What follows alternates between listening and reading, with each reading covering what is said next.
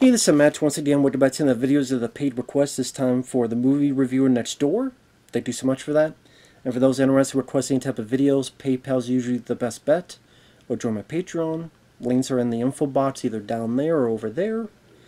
And he wanted me, and he knew I did a review for this long ago, but like I said, I'm open to re-reviewing a film too. And he asked for another take on Sky Captain and the World of Tomorrow. It was nice to watch this film again, because I remember I did that review, might have been 7 years ago or so. So again, I'm happy to re-review something. It gives me a chance to re-watch it and see if my opinions have changed. And no, I still think this is an underrated flick. I think this is a film that was ahead of its time. And I love the style of this film. I love the look of this film. I love what the director tried to do, and it's sad that this film bombed so badly, and the director didn't really get to do a whole lot afterward. I think he did a commercial. Kerry Conran, there's talks of him doing John Carter Mars, and there's even a video online on YouTube where it shows kind of his idea. And it looked more interesting than the John Carter film we got, which I thought was bland as hell. And I remember seeing the making of, and just being kind of appreciative of his passion, where he was a big fan of, the stuff back to the day, Flash Gordon, all that stuff. The Superman Fleischer cartoon, which you could tell is a big influence on this, among other things. And he did like a teaser for like 4 years in his room with a blue screen. But he only got like a, 6-minute or so teaser. He had like a, he had like the 6-minute teaser, and he had artwork and all this other stuff, and gave it to a few people. A producer saw it, said, hey, let's get this movie made. Now, it said the budget was $70 million, but I remember reading an interview with the director saying, I don't know where that number came from, because I didn't see that budget. I would love to talk with that director and see what he means by, like, what do you fully mean by that? Like, what was the budget you thought you had, and why do you think they said $70 million, and what the deal was, and, not getting work afterward, and sorry.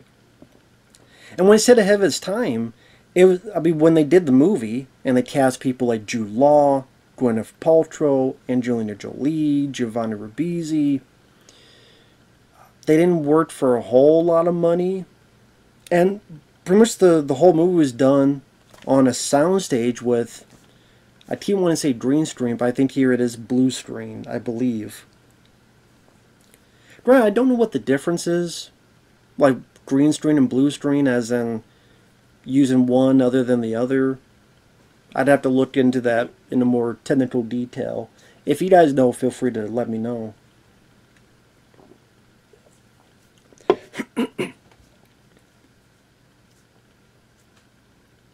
Now, to be fair, you say George Lucas was starting to do that with the Star Wars prequels, especially Attack of the Clones and then Revenge of the Sith. But this was even more just all, like, everything done digitally. I think even like at one point they get out of a car and you see it behind the scenes, and even the car is digital. They just walk out and they put the car digitally. Because you would see that later in Sin City, which didn't that come out 2005? Robert Rodriguez and Quentin Tarantino had to have seen this movie. I refuse to believe they never saw this film. They had to have seen this film and said, why don't we make a movie like that? We like Sin City the comic. But I never heard them mention Sky Captain. Now, maybe they did, and I have not seen it. If so, you feel free to send me articles, but I've never seen them mention Sky Captain. If not, then that's BS. And they just this film, you just say the plot is flimsy. The characters little bit more than one-dimensional. But it works for what kind of movie is being made about it. And again, I know you say style over substance, but this style is just so cool. It's so cool to watch. Because it takes place in 1939, but it's like an alternate 1939 where you have all this advanced tech and almost steampunk element. Where there's Zeppelins around. Kind of like a Fleischer Superman cartoon. And the plot is that Gwyneth Paltrow is this reporter, and some guy gives her these 2 vials. Some person has this evil plan in effect. Meanwhile, these giant robots come into the city of New York, which exactly look like the robots from Superman, the 30s cartoons. Which I love those cartoons. I grew up with those cartoons. I adore those cartoons. In fact, I don't know if I could pull it out, but oh, if this doesn't fall,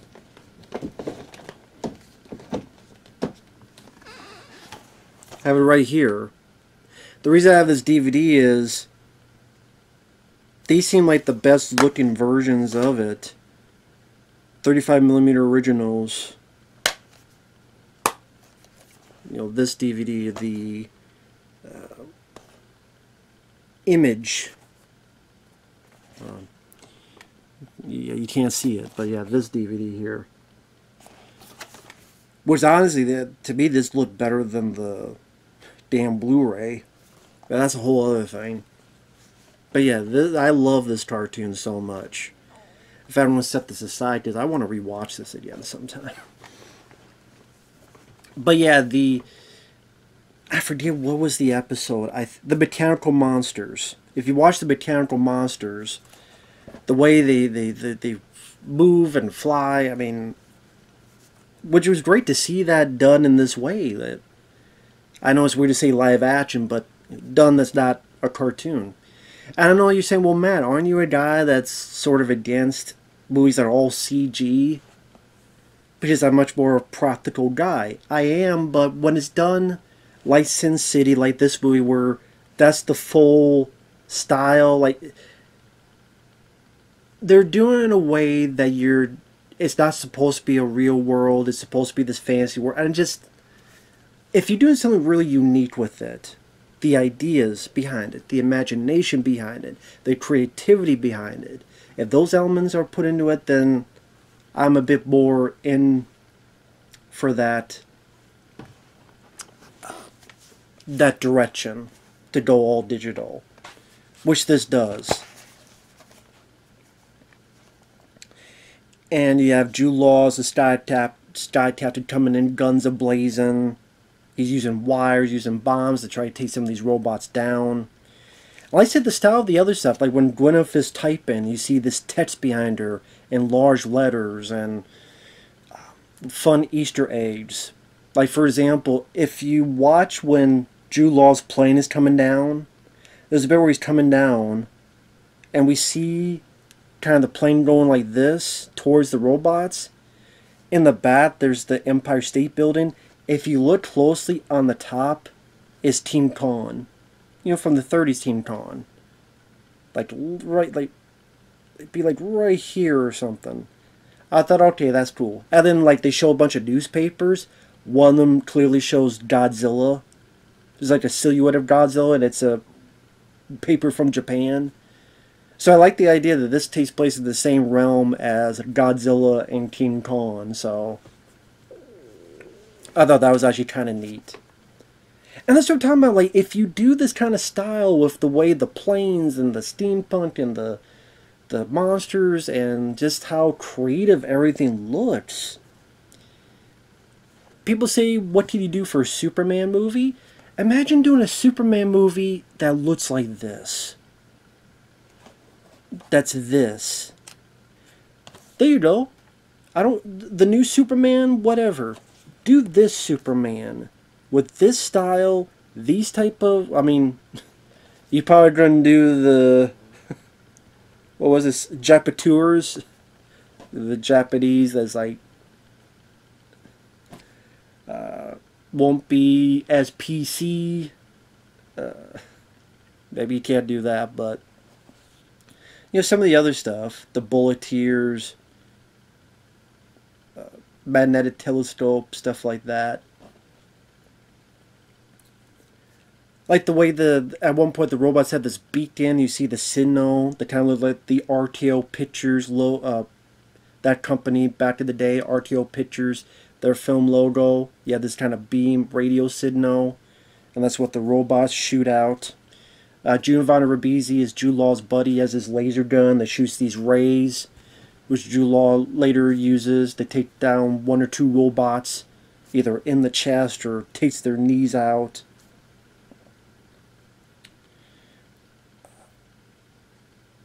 Later, there's these vulture robots that take care of this airstrip. And they're chasing one through the city. Because Giovanni has to get a signal to try to find out where the signal's source is coming from. And these close calls and going through construction, these sharp turns.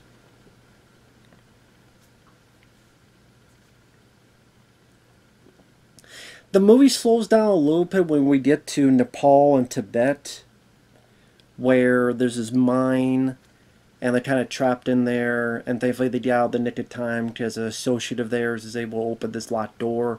Granted, Jude Law has the ray gun. Why does he just use the ray gun? But I guess the movie forgot until, oh yeah, I do have this later on.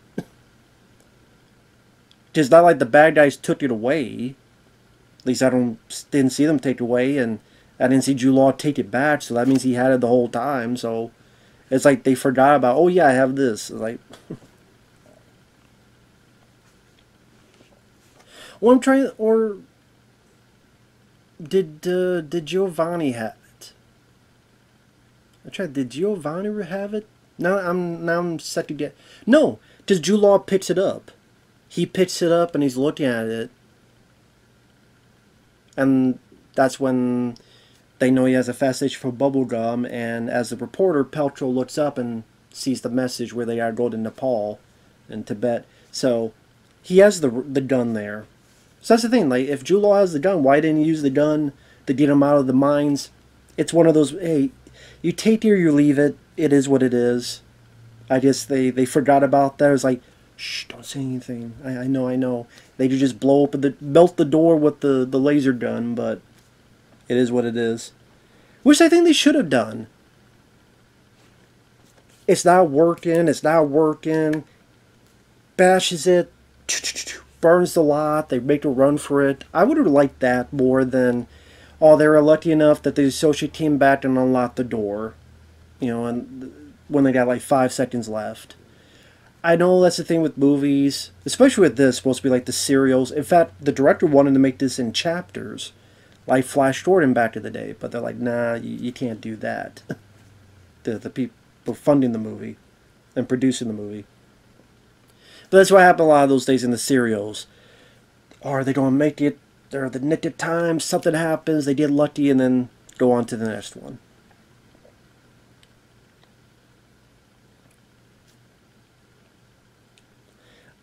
Before I go on, the cast, Jude Law does a fine enough job.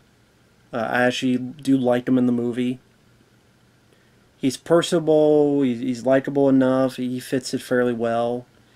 Granted, there's a part of me that would prefer someone like a Bruce Campbell. I think he would have been perfect for this kind of role. That old 30s bravado type of guy with the charm and the wink and the little gleam in his eye. I think for this type of 30s hero,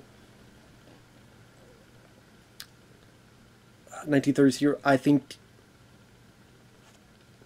he would have fit the best. And that's why I kept thinking, watch and go, man, this would be really cool if it was Bruce Campbell. Or someone like that. Even maybe a Billy Zane, like he did in The Phantom, or there's a few other actors I'm thinking of. But Jude Law wasn't bad. Gwyneth Paltrow did fine. Angelina Jolie, She is someone with the Royal Navy on this flying aircraft carrier. You tell her and Jude Law have a bit of a past together. She got an eye patch. She decides to help him since she finds out Giovanni Ribisi's character has been taken, and of course they've been friends for a while. She's not in the film much, and she doesn't come in till much later in the film. Before I understand, it's because Jolie had done Tomb Raider 2, the Cradle of Life one, and then she only had, what, 3 days? I think she only did the film in 3 days. So that's why she appears so late in the movie. Granted, it would have been nice to see more of her, but I thought she did a good job for what little they had of her as the character Frankie.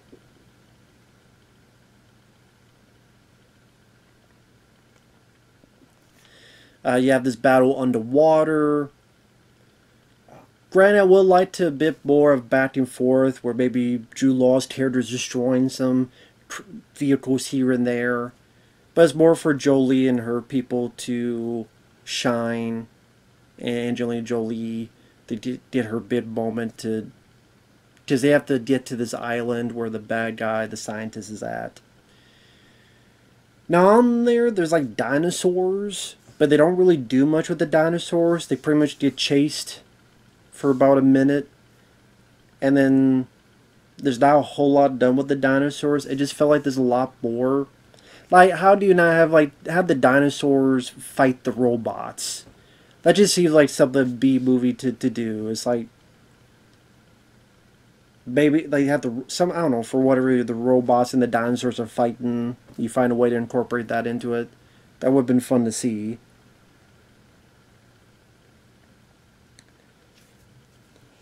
But spoiler, well, I guess I've been spoiling it, but spoilers, heavy spoilers. You find out that the scientist is actually Laurence Olivier, which I know is interesting because he had already passed away, I think, at least a decade or more, maybe been 15 years since he had passed away. But they used like old footage and they altered it. Granted, it's a bit weird to use someone who's dead, so he can't really have the say, yay or nay. But he didn't, like, ahead of its time, because like what they did with was the Richard Donner cut of Superman 2, which I don't know when that came out actually, or Harold Ramis in Ghostbusters Afterlife, you know, among other stuff. Christopher Reeve and what was that, the Flash movie.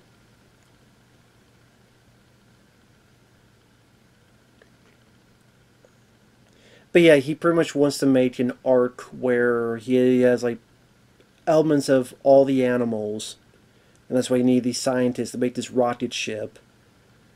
Because he's tired of humanity, he's tired of what humanity has brought. They only brought death and destruction. So he wants to get the rocket ship up, incinerate Earth, and have a new beginning of Earth, of humanity, however you want to put it. He's crazy. He's a crazy sumbitch. That's all you need to know. He's a crazy sumbitch. He's doing crazy sumbitch things, and our characters need to stop it. Since he wants the seeds for utopia. That was in the vials. They do find Giovanni Ribisi. They do kill a couple robots. They get to the rocket ship. Bylene, she's in the film as an assassin. And you find out she's robot, of course. And yeah, if you don't know this logically, you don't tear what little... Well, I don't have hair. But you would tear your hair out. When they get up to the rocket ship and Paltrow hits a button, this thing below them goes out into space. So you're thinking, why aren't Jude Law and Paltrow being sucked into space? And also the rocket ship's going up. Did I say rocket ship? Learn how to talk, not rocket shits. Rocket ship. When it goes up, you think they'd be like, the G-force, like, I can barely move. But they could walk around perfectly fine. So yeah, there's stuff that, but part of me goes, okay, are they doing that because they didn't think of it, which could very well be the case, or a lot of those, what it's based on, they would do the same thing and wouldn't think of that stuff. Even if you watch films of the 50s, they really would not think of much stuff like that. So either go along with it or you don't. To me, it was a flight of fancy. I just went along with it. I just see if people go, well, wait a minute.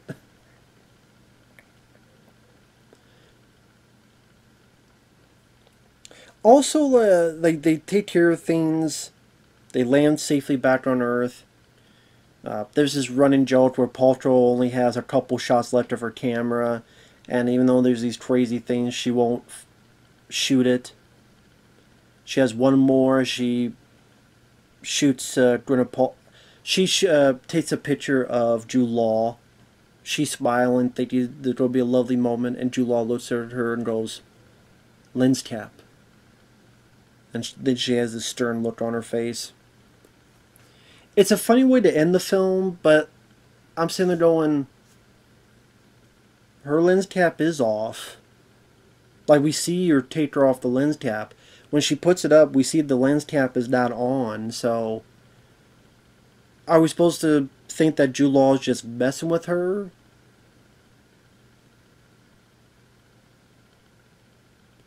But you'd think he would do, did you check on the lens cap? And maybe she looks as like,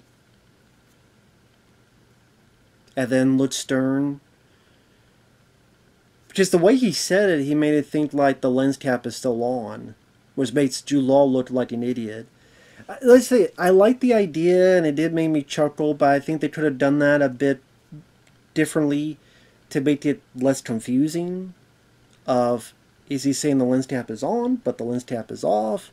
Either make the lens cap on, and he just mentions that,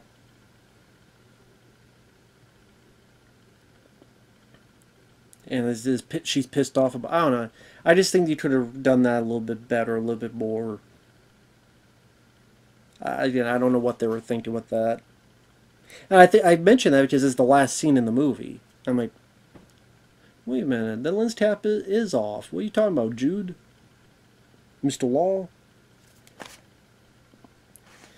So like I said, it may be all style, but it's a very fun style to watch. I just really appreciate just the ingenuity, the creativity, just how unique it looks. And a good chunk of it still holds up fairly well for a film from 2004. It's, at least for what style they're going for. Like I said, I like Jude Law. I said, part of me wishes there was someone like Bruce Campbell, though. Some of the stuff I mentioned, like the lens cap stuff, and the why not use the ray gun at the mines. Like that mine section, that wasn't the most interesting part. But those little nitpicks aside, like I said, I thought this was a fun film. It's an underrated film. And like I said, it had its time. And think about films afterward, like Sin City, 300, that film. You know, and hell, how many Marvel films today are made like this film was? It only made $37 million on a $70 million budget, but again, it seems like the director argues that budget. So again, I don't know what the details of that was. And I said, sadly, Kerry Conran didn't go on to do much. I think he did, might have been a Coca-Cola commercial. Like I said, he was approached, they say he was going to do John Carter. That didn't work out. And that's sad, because again, this is a guy that spent 4 years to make a teaser that was 6 minutes long. Got his opportunity to make this film. Did, I thought, a good job. A pretty damn good job for a guy that's not known for... This is his first film. It's got a lot of creativity. It bombs. So people go, oh, we want more original. Well, you get something like this as original when it bombs. And then, you know, the guy doesn't get to work again. Now, maybe he chose to do that. Maybe the opportunities didn't arise. Maybe it was both. But it just sucks. Sucks. Sucks. But yeah, it was nice to watch this again, and it's a fun one. With that said, thanks for watching. We'll see you guys later. Bye-bye.